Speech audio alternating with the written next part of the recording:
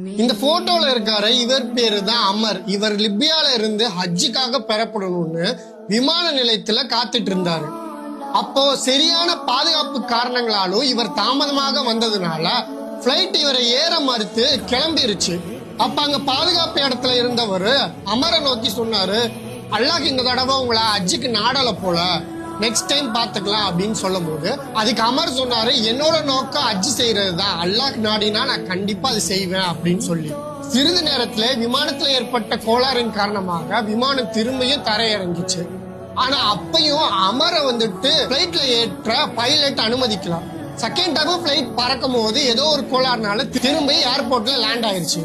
உடனே இந்த தடவை பைலட் அமரை நீங்க பிளைட்ல ஏத்தாம நான் பிளைட்டை எடுக்க மாட்டேன்னு சொன்னாரு.